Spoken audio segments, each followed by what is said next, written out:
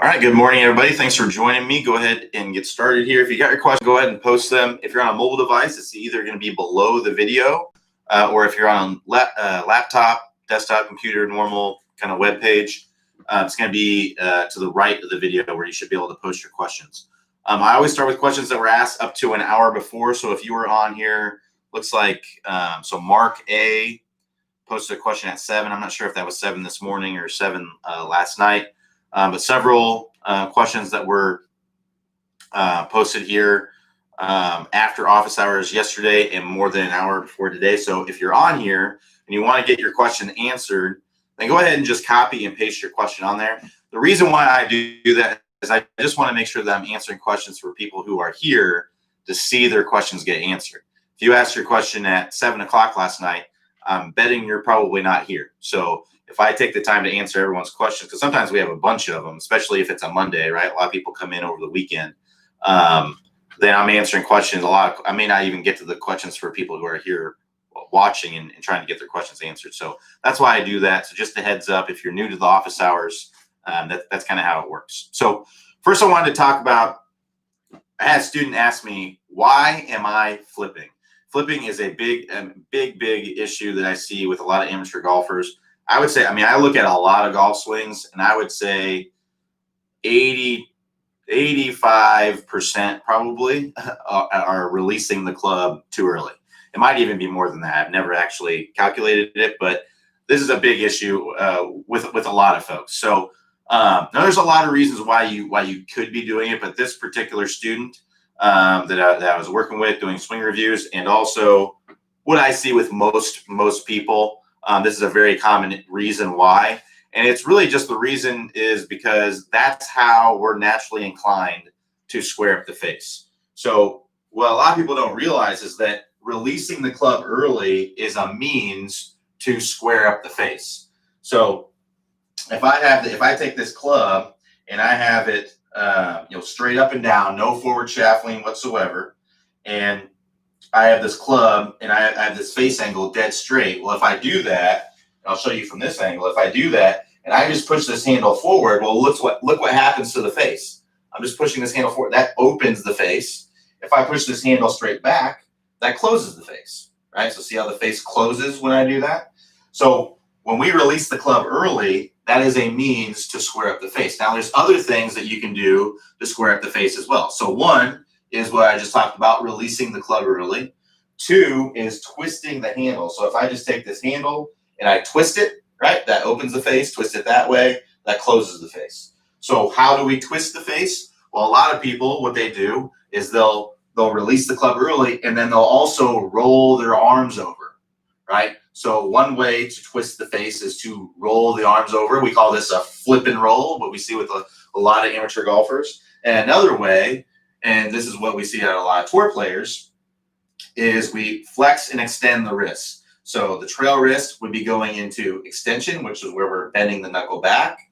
And then the lead wrist would be going into flexion, which is often called bowing, which is where we're kind of going palm down like that. So if I do that with both my wrists here, I point this up to the sky, I do that with both my wrists, you can see how that closes the face. If I do the opposite, if I go into flexion here with my trail wrist and cup my lead wrist, go into extension, you can see that opens the face, right? So that's a way.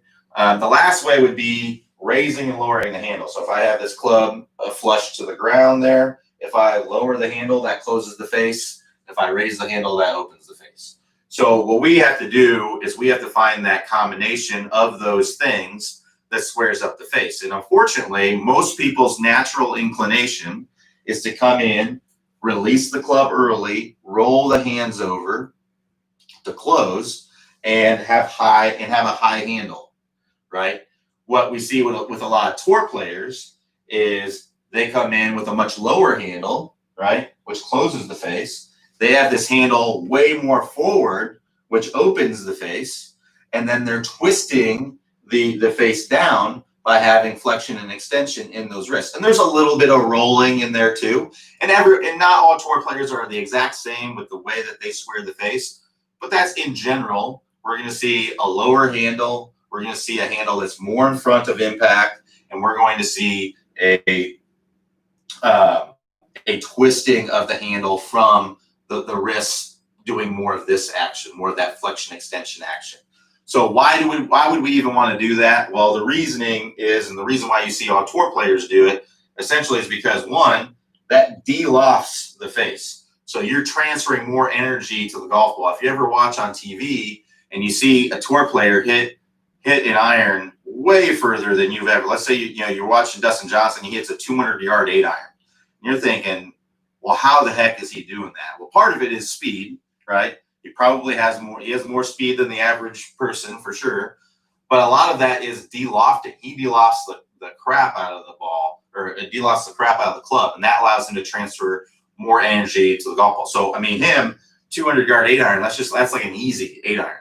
So that's a big reason why they're able to do that. Another reason is stability. We want to have club face stability. If my hands, which would be the force, is leading the mass, which would be the club head, then I'm going to have a much more stable impact through contact. If my force is trailing the mass, while my mass is in front, then my impact is going to be a lot less stable. So if you imagine, if I'm taking this club and I have the force here leading the mass, it's just going to follow right in line with where I'm pulling it. Whereas if it's the opposite way, if I'm pushing it, then it's going to be less stable. It's going to be going all over the place. If you imagine, if you're on the interstate with pulling something, right, it's just going to follow right in line with the car at high speeds. But if that was in front of you, if you were pulling let's say you were going in reverse, right, that thing would be all over the place. It'd be really, really hard to control. And it's the same thing with your stability and the impact. So how do we change this? How do we get to where we have the way that we square the face? How do we change the way that we square the face? Well, we have two sections on the website that are really dedicated to this. One is our straight line release course. So our straight line release course is where we're talking about getting this club to release out in front. Ideally, we want to see this club releasing about 45 degrees out in front. That's a rough estimate. Tour players are going to be anywhere from 35 to 55 degrees. Some easy thing to visualize and see. 45 is half and not easiest. So the average tour, what we've measured, the average is somewhere in the neighborhood of, the average would be somewhere in the neighborhood of 40 degrees, I believe it was, 40, 41 degrees. But anyway, somewhere in that area. So that's what we want to see, about 45 degrees out in front. Now, that's going to be in our straight line release course, where you want to be working on that. The next piece, we talk about this a little bit in the straight line release course, is how we're squaring the face by twisting the handle, right? And that's going to be talked about in our move course. The move is all about getting this club shallowed out, getting this club face squared earlier, and squared earlier from that flexion extension into contact. When we stay in our posture, we can get our hands lower to the ground.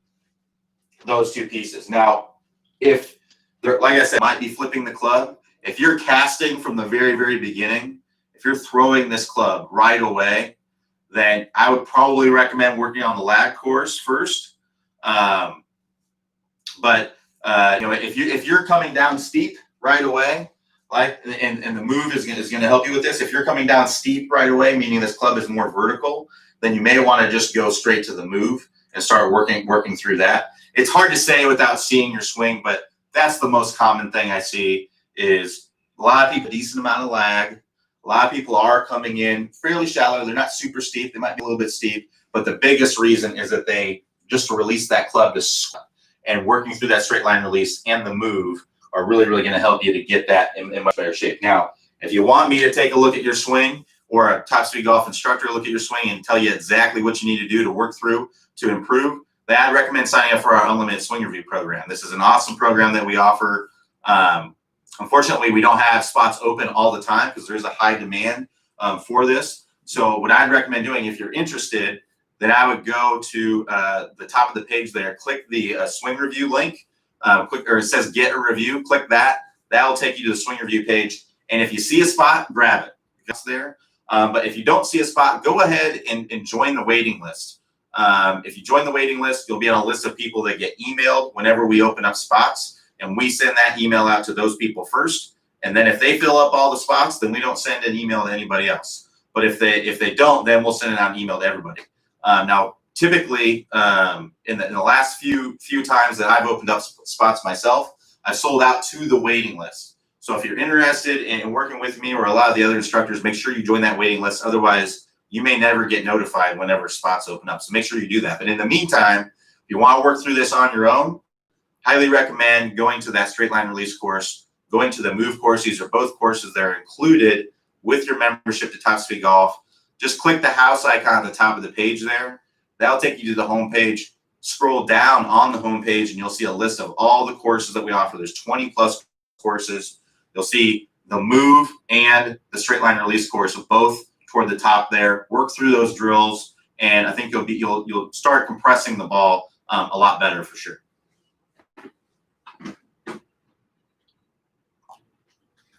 All right, so let's start answering some other questions here. So like I said, I'm going to start here with, who is this? Kenneth L.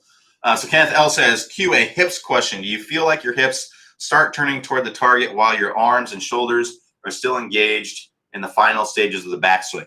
I think typically for most people, that's going to be a good feeling. But what we have to understand about feelings is that feelings are relative, right? So like I said, most amateurs struggle with an early release of the club and swinging from the top and things like that. So I think that would be a fantastic feeling for most people to have. But, you know, if you're talking to somebody who already does that pretty well, you know, them doing that some more would likely get them stuck, right? So here, to explain this a little bit further, ideally what we want to feel like is that our lower body is kind of starting the downswing. So I'm getting to my lead side, I'm kind of sitting and rotating. I want to get to this position right here where my hips are coming back to square and my lead arm's about parallel to the ground in the downswing, right? That's where I want to get to. Too often we see those hips are getting back to square at impact, right? So it looks more like that. That's typically what we're going to see. So someone who's in that kind of position, I think that's probably going to be a fantastic feeling for someone like that. Feeling like the hips are turning as much as they can and the upper body is trailing back as much as they can. It's almost, I tell this feeling to a lot of students, and I think it really helps. Basically, you're going to feel like the club is never going to get to the golf ball. That's what you may need to feel like, because you're used to, a lot of people are used to the club getting to the golf ball by a throwing of the arms, right? Well, if you have no throw of the arms and the only means of that club getting to the golf ball is hip rotation, you're probably going to feel like that club's never going to get there. It's going to feel like, when is this club ever going to get to the golf ball? That's what it's going to feel like. It's going to feel crazy because it's the opposite of what you're doing. But like I said, if I told a tour player, if I told Dustin Johnson to feel like that, he would be so far stuck behind him, it wouldn't even be funny, right? So it's not the best feeling for everyone, but I think for a lot of people that is going to be a good feeling. The people who are looking like that at impact, I think that's an excellent feeling to be had. But again, feelings are relative. It may not work very well for you. So it's just a matter of finding. A lot of what golf is just adjusting your feel to get the desired result that you want. So you have a feedback mechanism, whether it be camera, whether it be, you know, an alignment stick or some sort of constraint or obstacle or something like that, that tells you whether you're getting in the right position or not.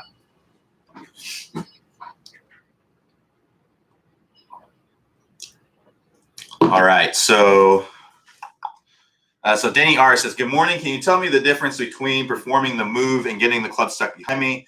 Is there a way to overdo the move? And if so, how do I know when I've overdone it? Or how do I get the club stuck? Hitting nothing but hooks now. I think I may be overdoing something with the wrists, not opening hips enough. So yes, in the move, we actually try to get you to overdo it. And then in the last video of it, we get you to ease off of it a little bit. So basically what the move is, and I talked about this a little bit earlier, the move is shallowing the club, right? And basically what that means is just getting the club on plane. Because when we swing this club back, right, it's above the plane. unless you're a very flat swinger, which if you're a very flat swinger, that's fine. But typically for most people, when you swing this club, in the backswing, you're above the plane. So what you have to do is you have to shallow it in the downswing to get it back on plane. Because if you take this club back down really, really steep, you're gonna run into issues. You're gonna come over the top. You might throw the club into the ground. You might stand up and flip.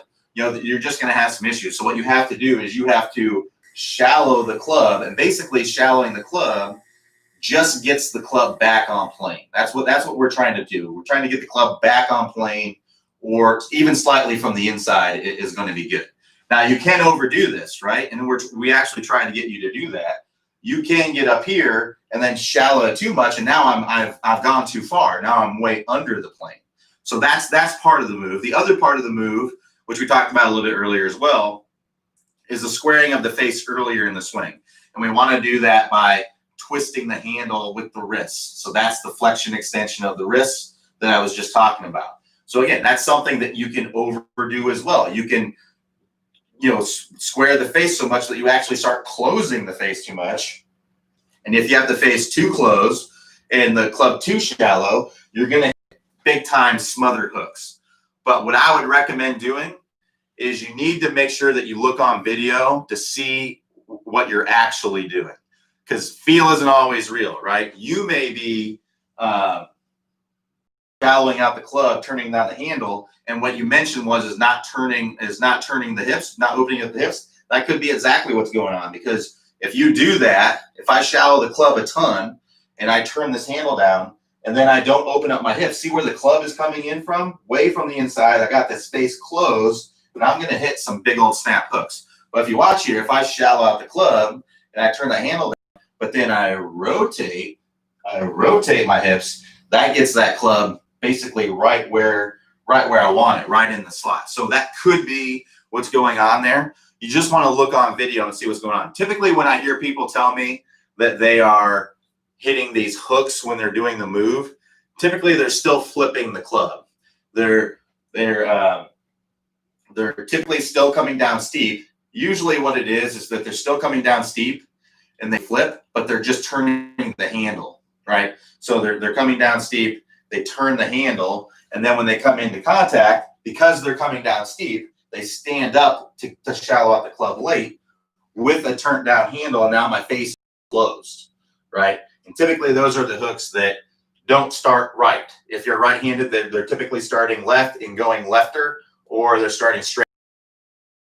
You have to look and see what's going on video. If you're someone who's shallowing up the club, turning on the handle, not really rotating, and just kind of the club's just working so much from the inside, work on really focus on getting the hips to turn. It's probably going to feel like you're coming over the top because you're used to probably letting the club kind of drop behind you and then in front of your body.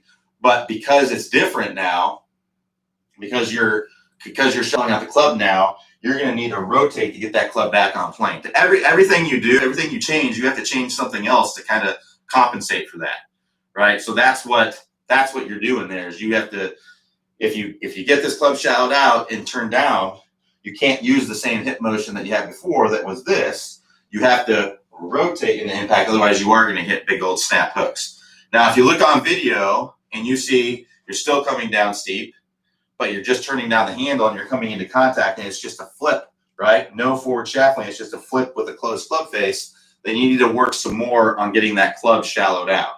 Because if you don't have that club shallowed out, you're not going to be able to stay in your posture and rotate into impact and get this club to release out in front.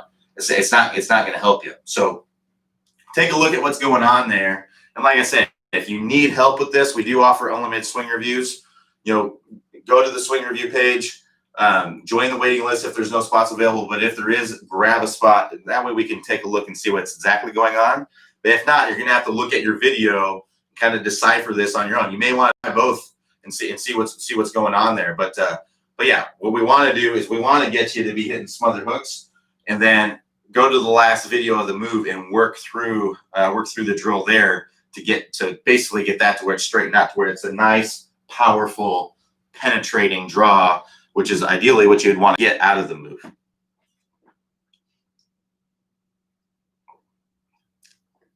All right. So Justin D, excuse me, says when you see swings of students after they have worked through Toss Golf system, what are the most common swing areas or lessons you see misinterpreted? The move, I would say, is probably one of the biggest ones.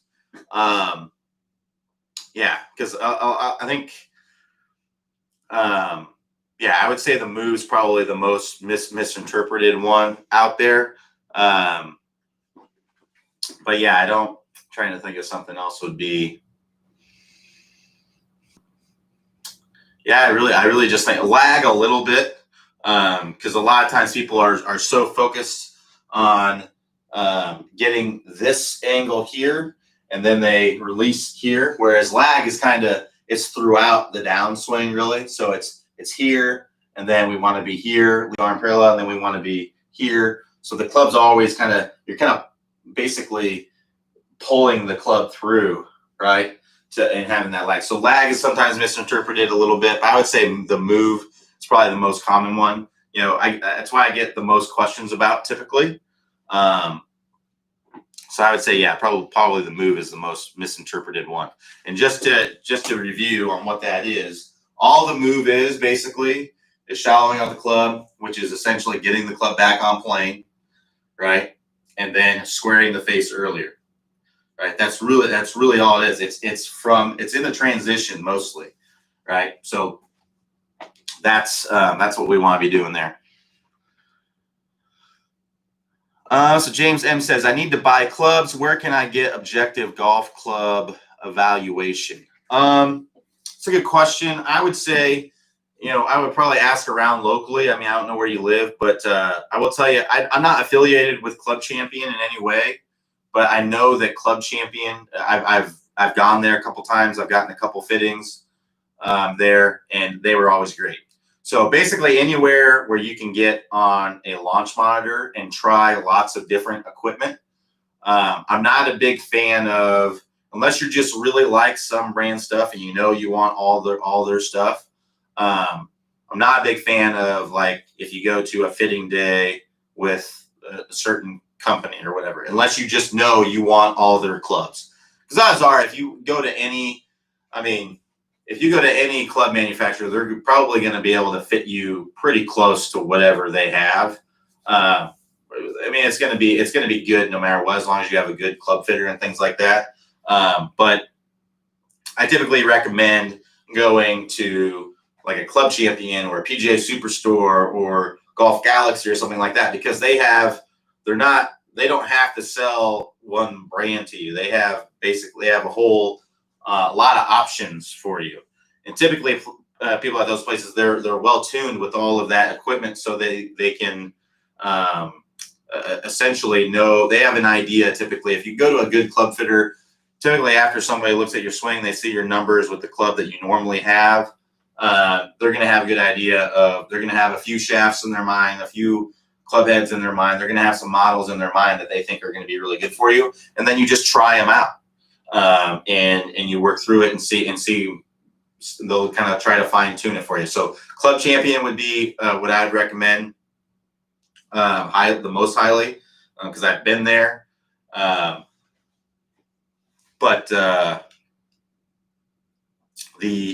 I know PGA Superstore will do a free. I just saw a commercial a few weeks ago where they're doing the club fitting comes in free, so that's always nice. So the Club Champion, it's not free, so and you don't have to buy the clubs from them. You can just get a fitting and then try to find used ones with the same specs. That's completely fine. So that's what I would recommend is Club Champion. Again, I don't have any affiliation with them, but they're located in major cities all over the country. There's one here in Orlando. I've been to the one in Chicago. I think there's two in Chicago area, actually, and I went to one of them. I can't remember which area it was in, but I know that they were really good. So, yeah, that's what I'd recommend. John L says, why is that when I feel I do a good follow through, feel I'm losing my balance? Why is it that when I feel I do a good follow through, I feel I'm losing my balance? Seems kind of like an oxymoron. If you have a good follow through, you wouldn't be losing your balance. So I don't really I'm not sure I understand the question.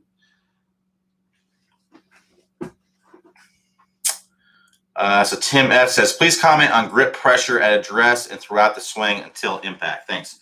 All right, yeah. So grip pressure. This can be a really confusing one for sure. So yeah, grip pressure. The easiest way I think that I can explain it is that your grip pressure, you want it to be soft enough, little enough that you have control of the club, but also can have speed. You got to put force into this handle in order to swing it fast, right? So you probably heard, you want to hold it like a baby bird or something like that. But if you do that throughout the entire swing, I mean, it's just the club's gonna come flying out of your hands before you even get to the golf ball. So usually it's pretty intuitive to put more pressure into the grip. For example, I can prove that to you. If you were to hold the grip like this, right, really, really, and then someone came up to you and pulled on the other end of it, you would intuitively put more force into the handle to keep it in your hand. And that's the same thing that's happening in the golf swing. As more force and speed is happening, more force is needed to put it in the handle, and you'll intuitively do that. So what we want to do is just have as little in it as possible throughout the swing, but enough to hold on to be able to hold on to it and not let go of it. So and the pressure throughout the swing is going to be changing in your hands too. So the lead hand is going to have more pressure in certain areas, and the trail hand is going to have more pressure in certain areas. So the easiest way to think about that is, if I were to throw this ball, right? If I were to throw this ball, I would have pretty light grip pressure, right? So as I was going back, so this is maybe my backswing, right? As I'm going back, I'm not holding onto this ball super tight.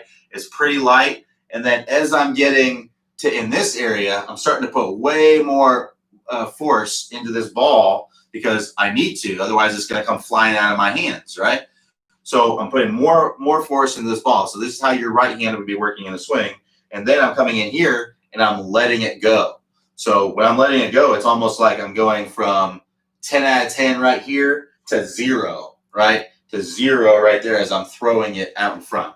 Now with the lead wrist, right, it's almost, I would equate it to throwing a Frisbee. If I were to throw a Frisbee, it would be pretty light as I'm going back here, but getting a little bit stronger in order so I don't throw it behind me, right? But getting a little bit stronger, and then I get here, and it's in this area later in the swing or later in this release of this, I have a lot more force needed to put into this Frisbee right here, and then I let it go.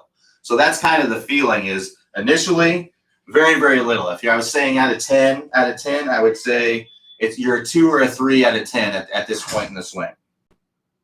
As you bring it up, both hands are putting about the same, I would say.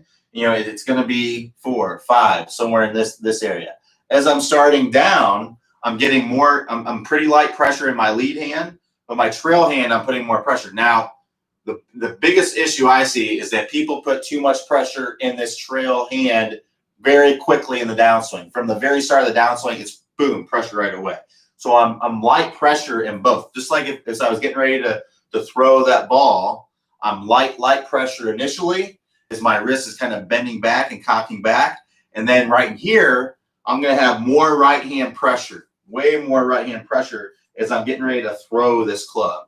So way more right hand pressure. Now I'm starting to let go with my right hand, but my lead hand is starting to put way more pressure into it because I'm getting ready. It has to be transferred somewhere.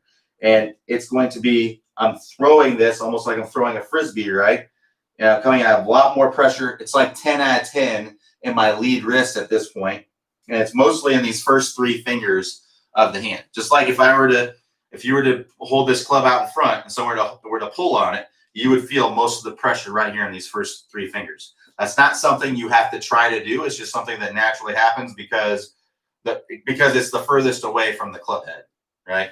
So as I'm right here, lead wrist, or first 3 fingers are going to be a lot of pressure. And then as I release the club, again, it's going back down, and then it's going back down to a 2, 2 and 3 out of 10 as I get up to the top. So it's a really thing. If you sequence properly and you get this throw, and you don't cast it here and you throw it here and then have the frisbee throw with the lead hand right here, that it will happen fairly intuitively as you go through there. Because if you try to hold on super lightly, the club's going to fly out of your hands. And if you're putting a death grip on this club, then you're going to be casting it most likely and having no control of it as you come through contact. So that's really the easiest way to think about it.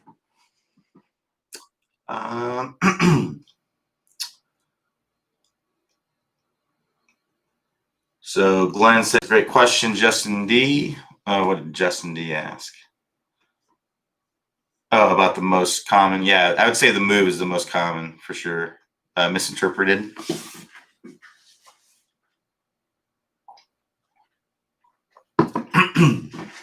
Sorry. All right. So Phil G says, I have a problem on either relation to alignment and initiation of hip turn in the downswing or timing of the downswing hip turn start. I have a problem on either relation to alignment. Relation to alignment. What does that have to do with hip turn? I'm not sure about your relation to alignment, but let's talk about hip turn a little bit. So basically, we want the hips to be turning to start the downswing essentially. But the problem that I see with a lot of people, because they're used to the club flying in front of the body, they're used to not a lot of rotation of the hips. So they're here, not a lot of rotation of the hips, and it's this as they're coming into impact. So it's from the very, very beginning, they get here, and then it's extension right away. If they're used to that, then they're used to the arms coming out in front of the body, right? Well, if I move my hips properly now if I do my sit and my rotate, and then the extension, which is going to continue with the rotation, and if I continue with that same kind of arm, right, that same arm action in relationship to my hips, well, I'm going to be swinging way over the top. It's going to look more like that, right? So what we have to do is get what's called side bend, because if you're someone who's used to going like this, you probably don't have a lot of side bend. So when I talk about side bend, I'm talking about if I were to keep my pelvis level here and I were to try to get my shoulder closer to my hip socket, that would be side bend. So you can see here I'm kind of bending into my side. My arm is kind of sliding down my leg here. That's side bend. That's what we want to have happen in the downswing in order for our hips not to go with or in order for our shoulders and our chest not to go with the hips. We need to get here, and then we have side bend. Now that looks more like a golf swing. So here's if I have my hips and my shoulders, or my shoulders go with my hips, it would look like this, right? That's going to be slamming way over the top. I have to add side bend to that, and now that club is able to swing from the inside. Now you can see if you look at it from this angle, here's hips and shoulders going together. If I add the side bend in there, now that looks more like a tour player. All right, so if you're used to this, you need to get used to that, which is hip rotation and side bend as you're coming in.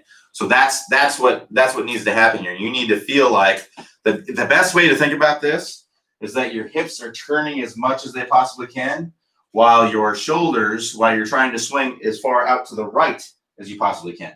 So it's going to feel like you're swinging a mile out to the right. But the reality is, if I do that, right, I'm not actually swinging a mile out to the right if I'm rotating my hips. I'm actually swinging right where I need to be. I'm swinging right there. But it's going to feel like I'm swinging a mile out to the right because I'm used to this. I'm used to that, to the arms flying in front of the body. If I have that same relationship and have the arms flying in front of the body, that's going to be way over the top. So I have to have the right side bend and swing a mile out to the right. That's what I would try to feel like. So open up as much as you can while swinging out to the right as much as you can. If you're still over the top, then you need to ease off of how much you're opening, but swing out to the right as much as you can. And just try to keep pushing the envelope there. Keep trying to rotate and get the ball or get the path as much out to the right as you can.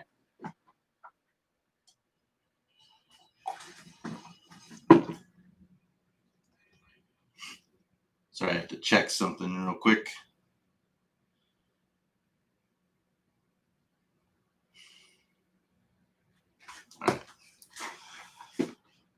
So John T says, morning Q, my question has to do with using my feet for control of the ground. During my backswing, I find it easy to push my right foot into the ground towards a 45-degree angle. My difficulty is pushing my left foot into the ground away from during my downswing. Getting the timing right. Is there a drill to practice this motion in sync, pushing my left foot with the compression line? So that I would consider the step drill to be the best one. So you're probably getting the weight shift to your lead side way too late, and that's one of the most common issues I see with this. So basically, what you're going to see with tour players is right in the beginning of the swing, in the very, very beginning, right away, they're getting pressure in that trail foot right away. Even before the club starts going back, they're going to start putting pressure into the trail foot, and it's going to be on the inside of the foot, right? And then as they get up to the top, as they start getting about halfway here, that pressure is maxing out. As they're getting about right here, that pressure is maxing out in that trail foot, right? And then we're pushing forward, right? We're getting more forward. Now, some players, you will see a little bit of a lateral shift, and some players you will see it's just flat out rotation is what happens. But what's really happening is your momentum is moving toward the target. So your pressure is building up, and then it's going to be a push to your lead side.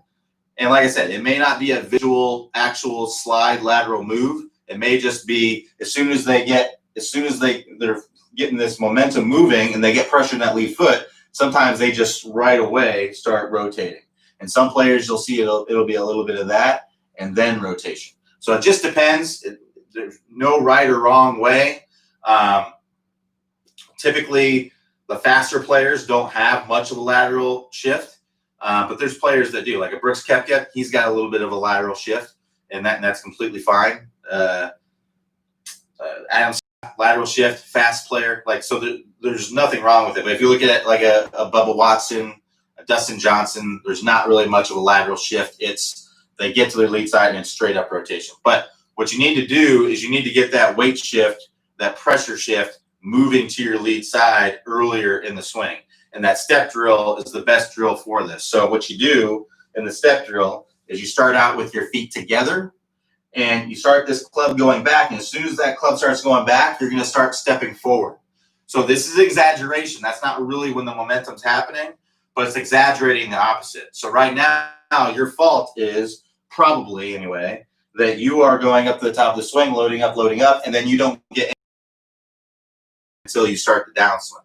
And by that time, it's too late.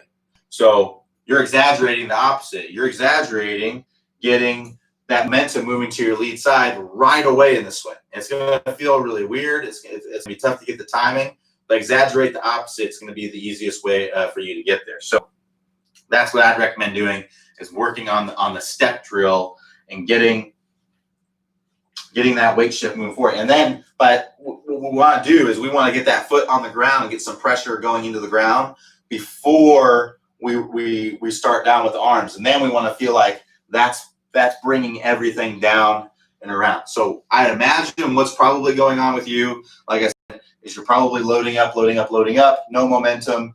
And then you get here, right? And you slide forward to try to get a weight shift, but your arms are already in here and they're already flying in front of the body and you can't rotate. It's too late. You have to throw the arms. So if we get to where we're here and then we're getting the weight shift to the lead side before our arms start down, now I can kind of sit down. I can kind of land in my lead foot here. I can sit down and rotate and get everything opening up the way that I want to and get my compression line the way that I want. So that step drill, I would say there's a lot of videos. There's several videos on the website that have it. But I would say probably the best one based on what you say here would be, there's a video, it's called How to Start the Downswing. The video code number is BR014. I only know this. I don't memorize all the videos, but I only know this because I recommend this drill a lot to people. So BR014 is where, so Bob Ryan 014. In the upper right-hand corner of the page, you're going to see a little search box if you're on like the normal website, not the mobile site. just click that and search BR014. It's a video. It's called How to Start the Downswing. If you're on a mobile device, in the upper right-hand corner, there's going to be an icon that's 3 horizontal lines. Select that, and that will take you, well, that will expand the menu, and then you can scroll down on that menu, and you'll find the search box there and search Bob Ryan BR014.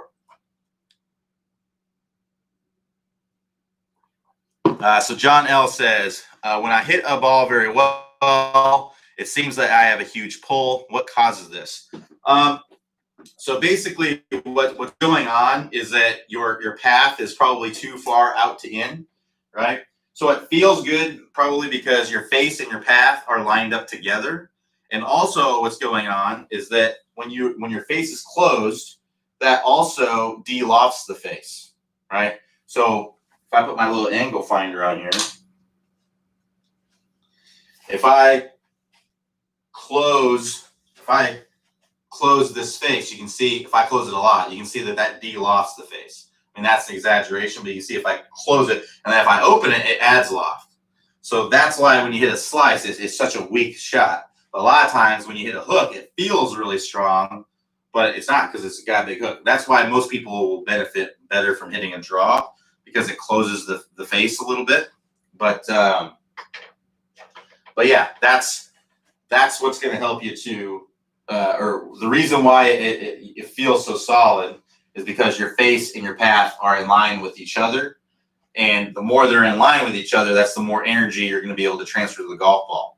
And also when you close the face, it de-lofts the face, which also transfers more energy to the golf ball. So what you need to do is you need to take that pull and just shift your club path to where it's more on plane, right? So we have a course that's called the Never Slice Again course. Now I know you're not slicing.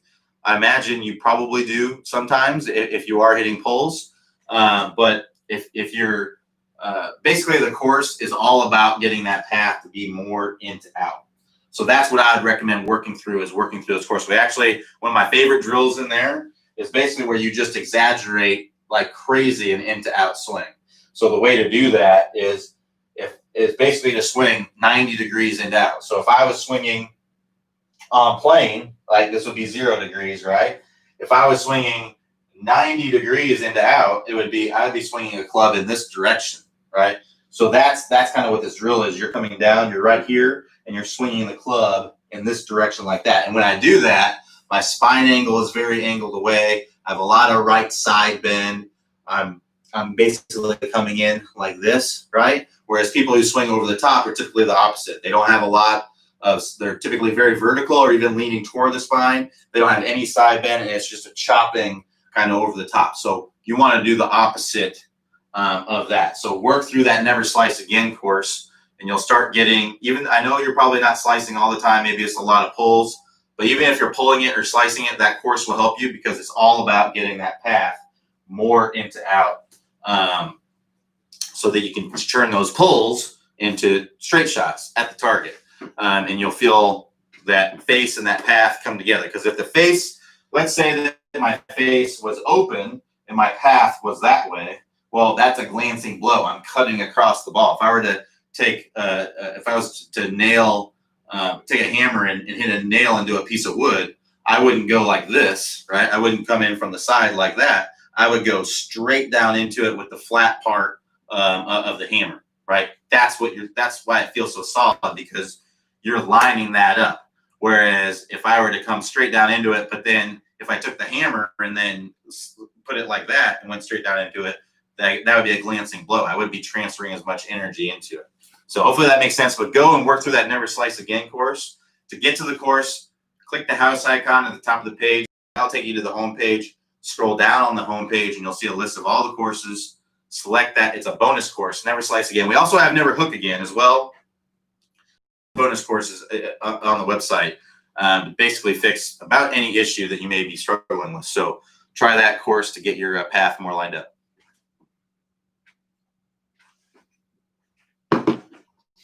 All right, so let's keep moving through here. So Phil G says, I have a problem with timing my downswing hip turn. It results in either a weak fade or a snap hook. What should correction be? Yep. So Phil, I just talked about this earlier. I think Yeah, you posted the same. Yep. So yeah, I just talked about that a little bit earlier, Phil. Hopefully you were around for that. So Brian B says, I seem to be coming out of my posture near the end of the downswing is causing thin and high shots with no distance. I'm focusing on getting a good lag and making the move right. Yeah. So it sounds like you're on the right track. If you're releasing the club already, you don't have any lag. So let me tell you, I see a lot of students, they tell me they're really working on their lag, and their lag looks great, right? They already have a great amount of lag.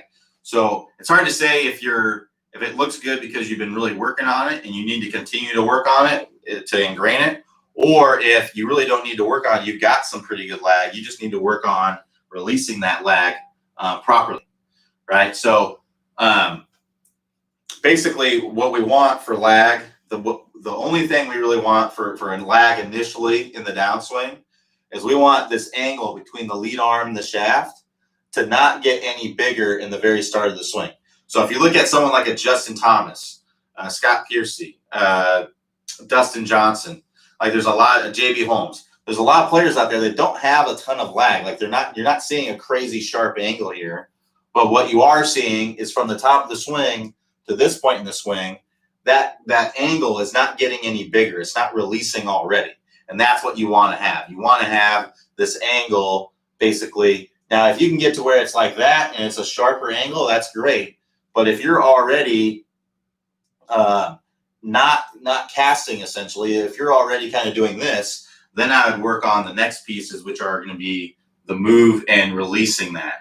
Because you may have that angle, but then be steep.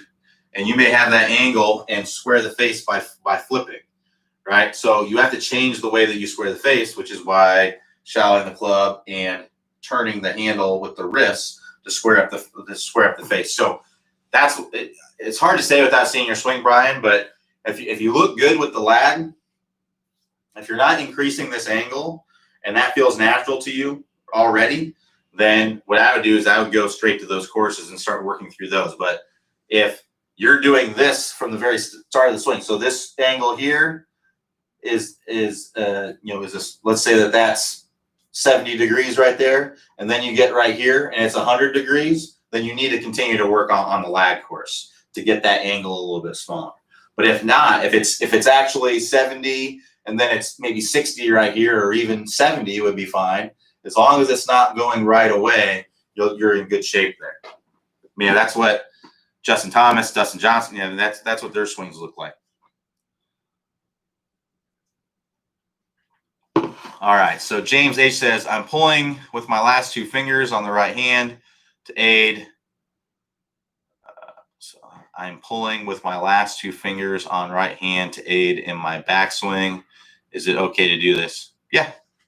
Yeah, I mean, I would just try to feel like they're coming back in kind of one unit. But hey, if that helps you hit the golf ball better, then that's a fine feeling. You can do all kinds of crazy stuff in the backswing. It only matters how you bring this club into the golf ball. That's it. So if you look on tour, you're gonna see a lot of different backswings. If you look at Matt Wolff, he's gonna bring that club up like that, and then boom. If you look at Dustin Johnson, right? Dustin Johnson basically brings that club straight up like this, right, with the bowed wrist, and then boom. If you look at JB Holmes, you're gonna see club going way inside, and then boom. They're all in this position right here. So the closer you get to contact, the more you need to look like the more stringent things are for where you have to be. But the further you are away from it, the less stringent you got to be. So whatever you do in your backswing, it's just to help you to get into a better position. So if you feel like holding on certain fingers and doing things in your backswing actually helps you to get into a better position and impact, then that's great. That's fine. Like I said, you're going to see a lot of different things. But the closer you get to impact, the more things need to start looking a certain way. So that's where I would be. I'd be thinking about, how does this help me hit the golf ball better? How does that improve my impact? If it doesn't, then it's really a waste of time, and I'd only be thinking about things that do improve your impact, because that's really the only thing that matters. So that's the Top Speed Golf system, having the spine angles correct. That's going to help you to be in a better impact position. If your spine is this way, you're going to most likely come over the top. Your path's going to be too far to the left. You're typically going to be chopping down into the golf ball.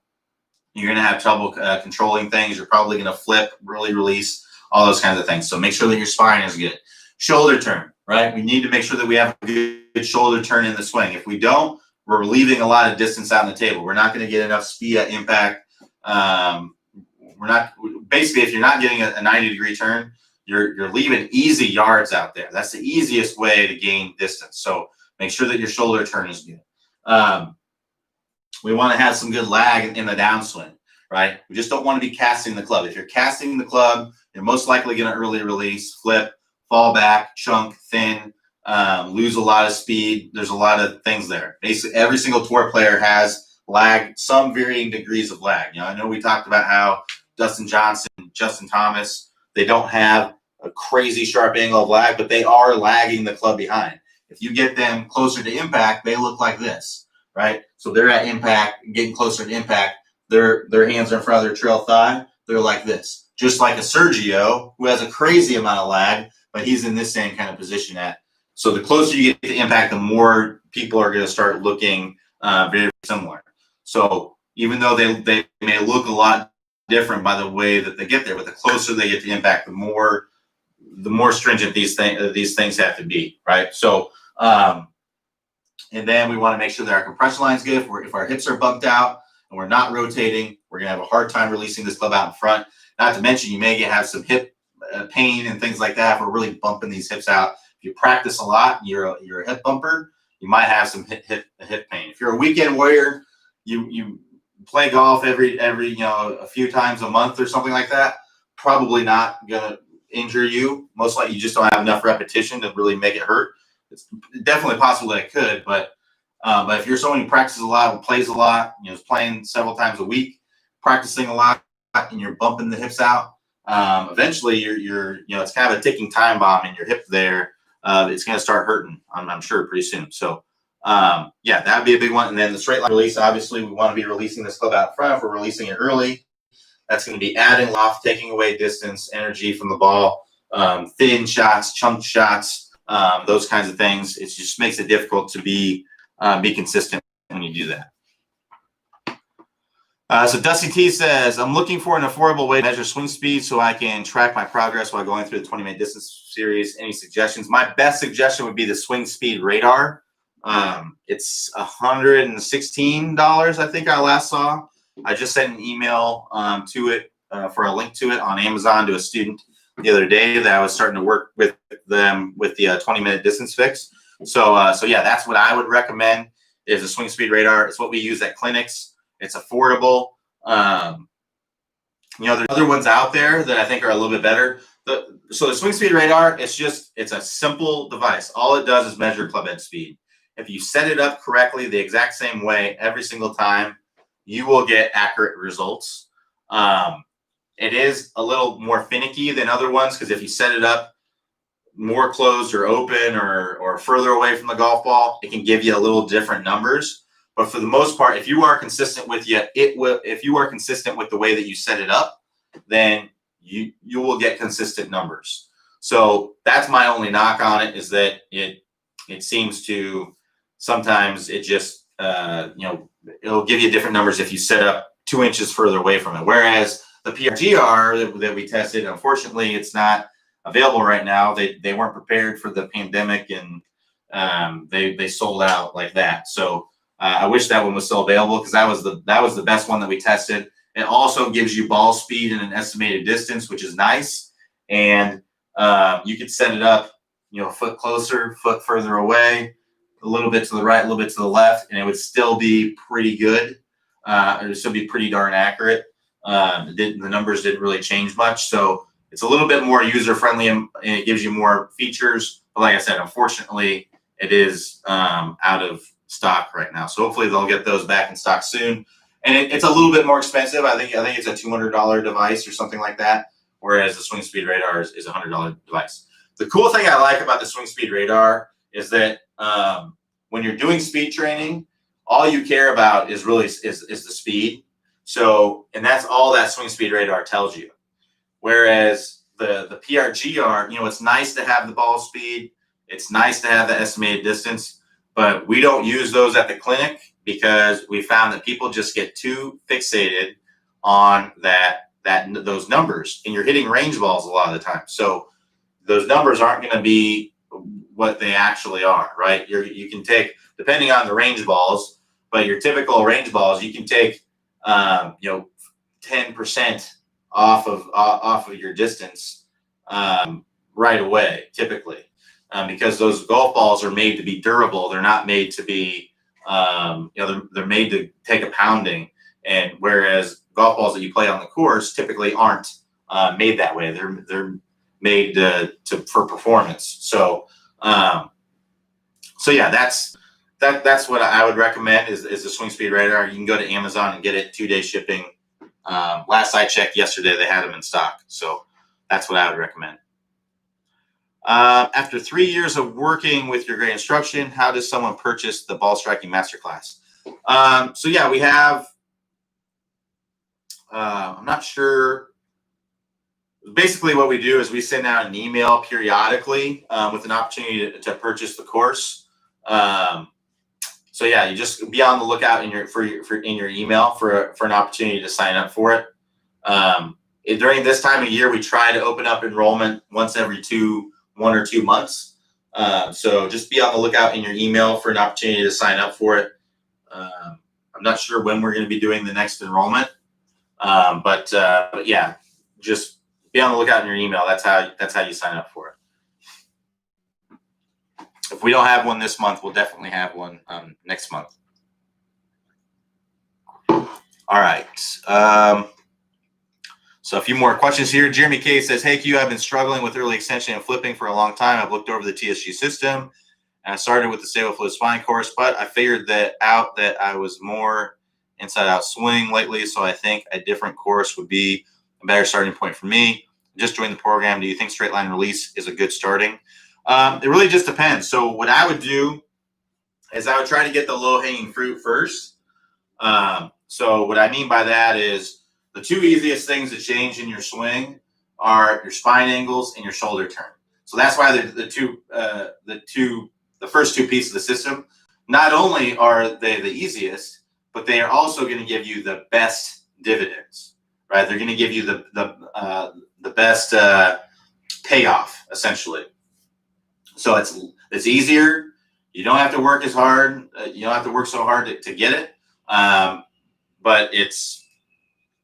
But you're going to get a lot out of it once you do get it. So the reasoning is that if my spine is all over the place, right? If I'm leaning too far away, too far toward, and I'm all over the place in the swing, it's just going to be hard to do anything else. Your spine kind of sets up everything. And then with the shoulder turn, if I'm getting a full shoulder turn, then that's going to allow me to get easy speed. Even if you're flipping, you can hit the ball further with a bigger shoulder turn because you're going to get more speed from it. All right. So I would make sure that you're nailing those two pieces first before you move on to the straight line release course.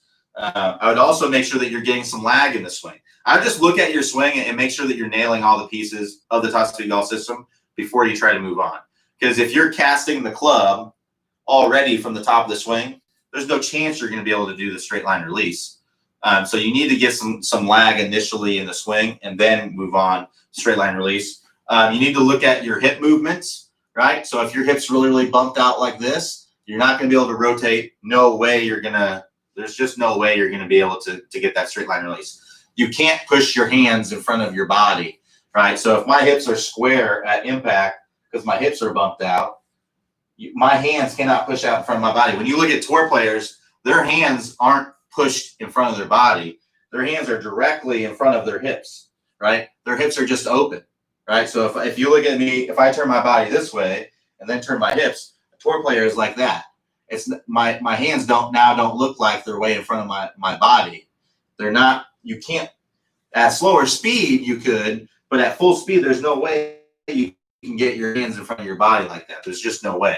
So make sure I would look at your swing, make sure that all the pieces are good, and then if the pieces leading up there aren't good, then you need to put some time and make sure, because you're just going to have a hard time getting that release if if they're not already in good shape.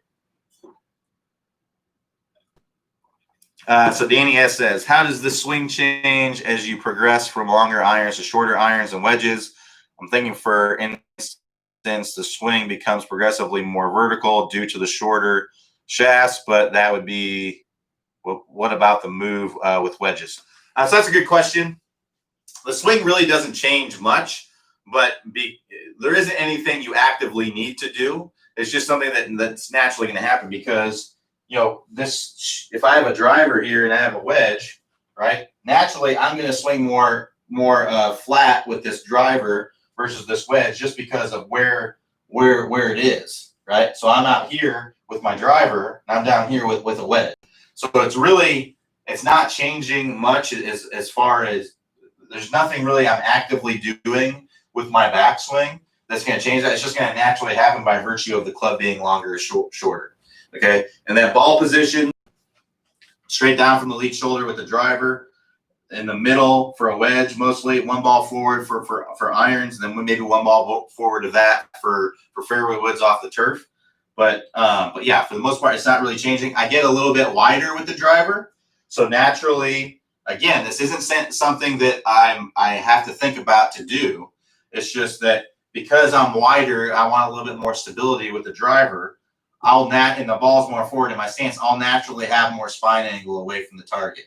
And as I go up to the top, I'll naturally have more spine angle away from the target. Whereas with a wedge, I have a narrower stance. The ball's more in the middle. I'll naturally have less spine. I'll have some. I'll naturally have less, and that's just gonna help me to come into the golf ball the way that I want to. So there isn't really a lot of things that you need to. It's just you set up a little bit differently with the clubs, and that to do that. Now again, the move again is just shallowing out the club, squaring it earlier. You're doing this with all clubs, whether it's a driver or a wedge. So if it's a short wedge shot, you're probably not going to need to shallow it out very much because it's already going to be. If I don't take my hands basically above my chest here, then I don't really need to disconnect and get the club above the plane. I can keep the club essentially on the plane. So if I'm hitting just a little wedge shot that's only this much, I don't need, this club probably doesn't need to shallow out. It's probably already there, and I don't need. Now, if you bring the club up more like this, then yeah, you're going to need to shallow it out. But if you just bring the club straight back and straight through, it's already on plane. You don't need to. So all shallowing is just getting the club on the plane. If you bring it back more vertically, then you're going to need to shallow it. If you bring it back too much to the inside, you're going to need to you need to bring it down on a different plane on the downswing. But typically with a short shot, it's just back and then through is what you're going to see most players do. Maybe a slight shallowing of the club, but it's not going to be as much as a longer swing where you're more above the plane. You need to shallow it down onto the plane. So it really just depends on how long you swing is how much you need to shallow. But either way, you just need to get the club onto the plane. And then the way that you square the face, if you want to have some forward chaffling with your wedges, you need to twist the hands down. Now, some people with wedges, they like to have a little bit earlier of a release. So there might be a little bit more of the releasing of the club to square the face versus the turning of the handle. I'm not a big fan of that. I like to hit unless I'm hitting a high wedge shot, I typically don't do that. I like to have my hands more forward. I like to be more in this area. I like to drive the ball low. I feel like I have more control of it. I like to hit the ball low with my wedges. I just feel like it's a lot more control. I think it's more fun too. Typically, it's the low spinner wedge shot. That's typically what I like to hit. So I like to have more. I like to turn the handle down and rotate through there to get more forward shaftling. But there's some players that like to kind of release it a little bit and use the bounce a little bit more. But that's not my preference. It just depends on what you like to do. All right, so we're getting a little past here, but a couple more questions, then we'll wrap it up. So Timothy D said, I'm feeling like the club face is collecting the ball after I have partially rotated my hips. Shots great and looks good on video. Feels very different. Thanks for sharing. I'm not really sure what that means. Club face is collecting the ball after I have partially rotates my hips open.